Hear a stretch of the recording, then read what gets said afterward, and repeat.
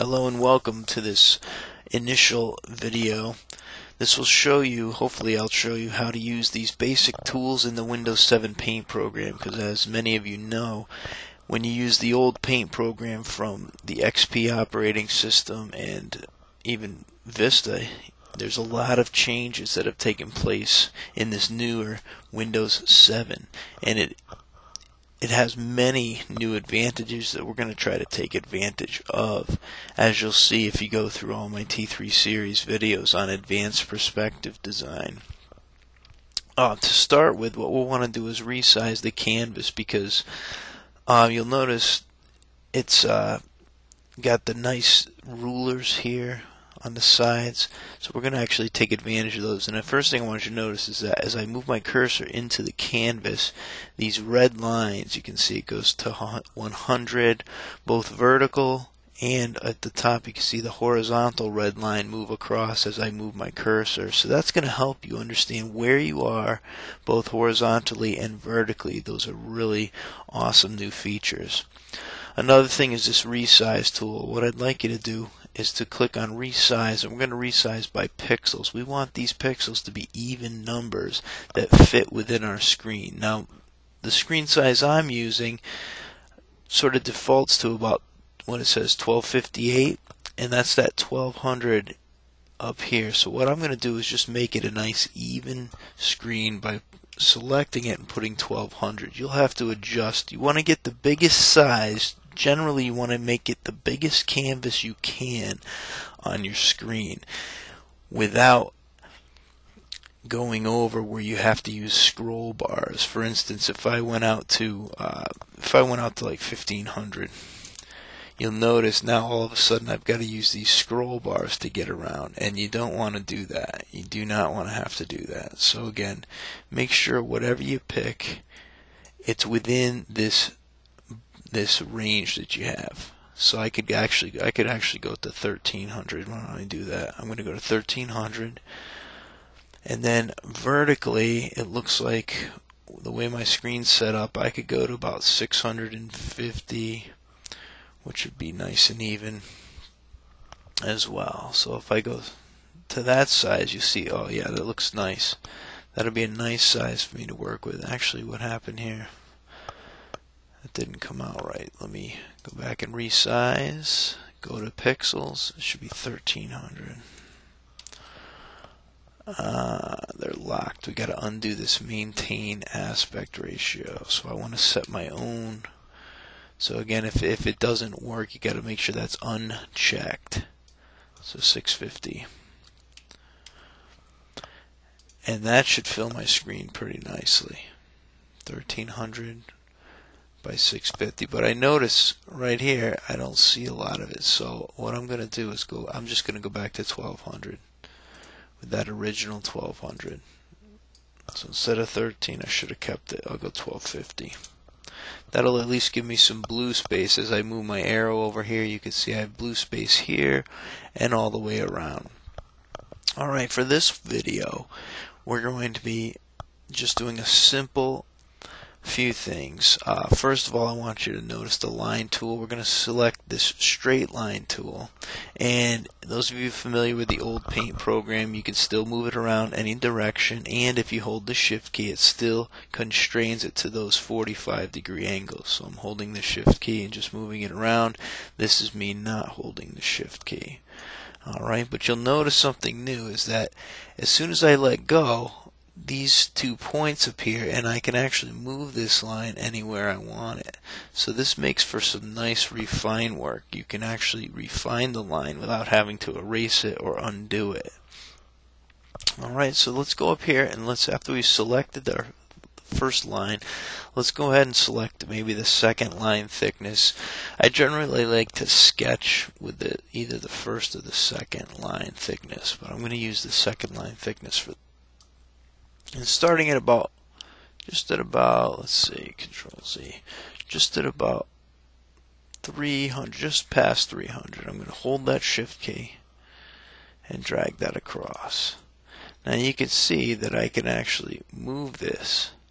If I grab it, I can actually hold that shift key And again, I can move it straight across till it's perfectly straight and goes across the whole width of the paper. Alright, and that's what I want you to do first. Make sure that line goes all the way across your canvas. Okay, now what we're going to start with is just a basic two-point perspective design. So again, hold the shift key, and somewhere here in the middle we're going to go right across. And again, be careful, because as soon as you let go it's going to be selected, and so whatever you do, just be careful that you move away from it before you click. You can click off of it somewhere off the canvas, and that way it's left alone. And what we're going to do is take, again, I'd like to sketch in these lines, okay, with the smallest tool. And so I'm going to grab, and I'm going to grab these end points here and connect these back to our vanishing points. Now this is a good time to mention vanishing points. If you're not familiar with them, they're basically the points on the edge of the page where your horizon line disappears, and they're going to be the 2 points in this exercise that we follow to make it look like our drawing is drawn in perspective. So we're going to go to this point. Again, notice, Control Z, that didn't line up exactly right. From here to this corner, and again from the bottom to the corner. This has to be done precisely right to the corner there. That's my vanishing point right there. Okay, very good. Now at this point what I can do is come back and I can take my second line thickness. Oh, look at that. Control Z. Notice what happened there. As I drag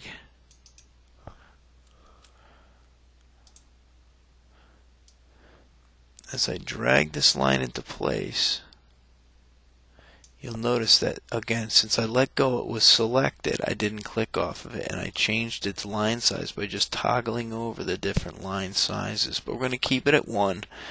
Click somewhere just to deselect it.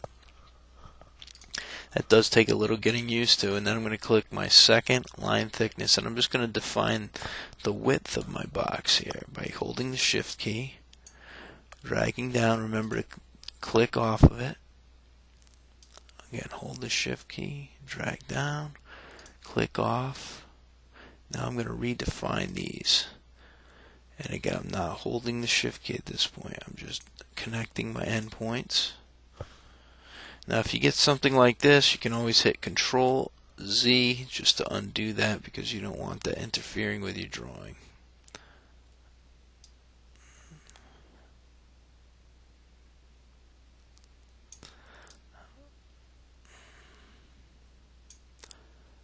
Click, and then back. So this is going to be my basic cube in 2-point perspective.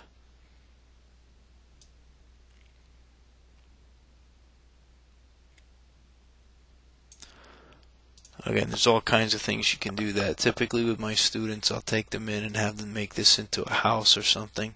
But I'm going to show you a couple things here. First of all, the eraser tool. To get rid of this line and make this box look transparent, what I'm going to do is erase this horizon line. But before I do that, I'm going to want to zoom in so I can see it. So when I click the zoom tool, I can zoom right in, and then click the eraser tool. And what I like to do when I erase is bring my eraser tool right up to the edge of the line I'm going to erase. Up, Control Z. I got too much. Bring it right up to the edge of the line I want to take out, and then left click and drag away. And then just kind of steadily, again, get it right up to the line before you click. Otherwise you're going to end up taking bites out of that line that you don't want to take. Alright, so again, I left click and drag. Then I can use this bottom scrub bar to move myself along. And again, I'm going to go up to the line, get it in place, then click and pull away. That's just always the best way to do it for me. Alright, zoom back out. Whoop, too far. I zoom back out, and now it looks like I have a nice opaque box rather than a transparent box where I can see through it. And again, I would do the same thing here to my lines. Alright, of perspective, I'm going to get rid of those, and just for this exercise I'm not going to spend a lot of time on these, but if it were a final drawing, yes, I would spend a lot of time getting rid of these. You can actually use these as like sidewalks and other things. So again, let me get that zoom tool in here. Zoom in, grab the eraser. You can change the size of the eraser and just get rid of those lines. Again, click and drag. When you get too close to another line, you want to be kind of careful. Get right in there and erase. But again, since I want to keep this somewhat short, oops, Control Z. Since I want to keep this video somewhat short, then I'm going to have to just kind of hurry along here. Okay. Alright, so there we have a box in perspective. Now you can do the same thing above as well. Let me just show you that one more time. So I'll do one above here just to make the illustration complete. I start with a straight line. I click off of it. Then what I'm going to do here, this kind of shortens it up a little bit, is I'm going to drag back to my vanishing point. Let it go. Drag back to my vanishing point. Let it go. Again, I have to click off of it every time just to deselect that. That's a new to this paint program. That's why you saw me at the beginning not catching that so well. Because it automatically selects it. Now when I define my edges here, like let's say I want to come here, I hold the shift key, drag down, click. Again, hold the shift key, get your cursor in place, hold the shift key, drag down. Now those points, these points are going to define, these points here are going to define where the bottom of my box is. So again, I got to do a little bit of erasing.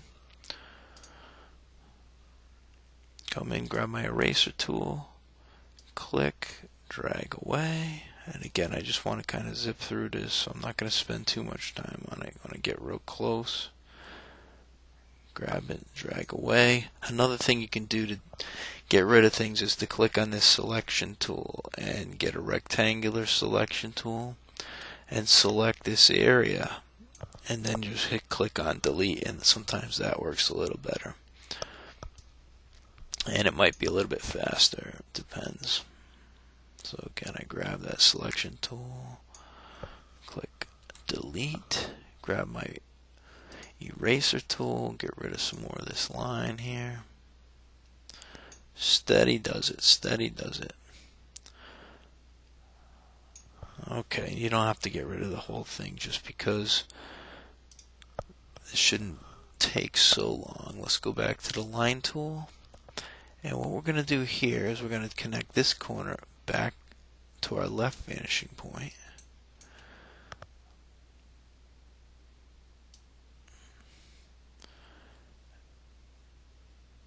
Okay, and I don't have to go all the way back, but I do have to go towards the back, towards that left vanishing point right there. And since it comes down behind the box, I'm going to kind of make a mental note where it disappears behind the box and leave it there. Then I'm going to bring this one back right over to here, and then I'm going to study where does it end. It looks like, oops, Control Z. Bring it back to the vanishing point. I'm going to study my line and see where it crosses, and it appears to cross right about there. So I'm just going to bring my line back. That way I only have this little segment that I have to erase. And so I'm going to zoom in, grab my eraser tool, come in, and just real carefully come in and drag these out. Now that got a little thin there, so I just go back and I select my line tool again, and I can really easily put that back into place. Alright, so again, the last thing I want to show you is coloring. And again, this color 1 becomes the color tool that you use on top. Okay, the left click color tool, so to speak. Control Z. And then if I wanted to change that, you'll notice what happens. This is something I show my students all the time. I'm going to hit Control Z, Control Z. If you're going to paint with this black, then you have to be really sure that's the color you want, because what it will do, it will tie itself to your entire framework. For instance, let me just show you this.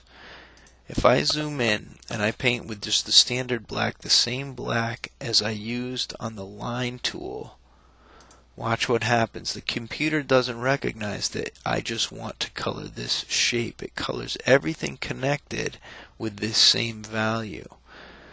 So if I click on red, notice it changes my entire box to red, and I don't want to do that. So if that happens to you, just hit Control Z to get out of that. Now what you can do is change the black value by clicking on it, going to Edit Colors, going to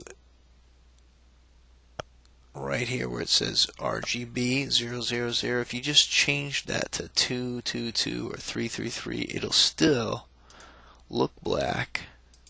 Add it to custom colors. Okay, here it is now. So if I use that black, it still appears black, but again, if I put red in it, it's going to keep the boundaries secure, because the computer now recognizes that I don't have the same value in this area as I do on the actual lines. So that's a key point you got to make sure you recognize. Alright, so again, another quick tip is that you can pick your color 1 and then put one color in it. So let's go, I mean, you can edit all your colors. I'm just going to stick with what I have here, kind of a dark blue.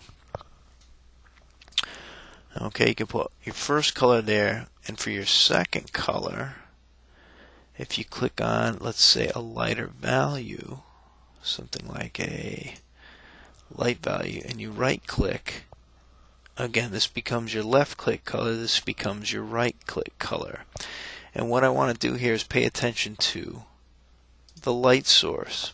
So I haven't put a light source in, so let me go ahead and grab a circle and select the oops, that's color number 2. Let's select color 1, make it a bright yellow sunshine, and we're going to go with a solid color fill.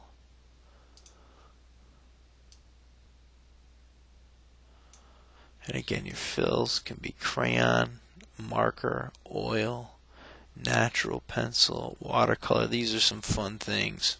It actually looks kind of cool. I'm going to put a watercolor to that. Alright, so I've got my sun.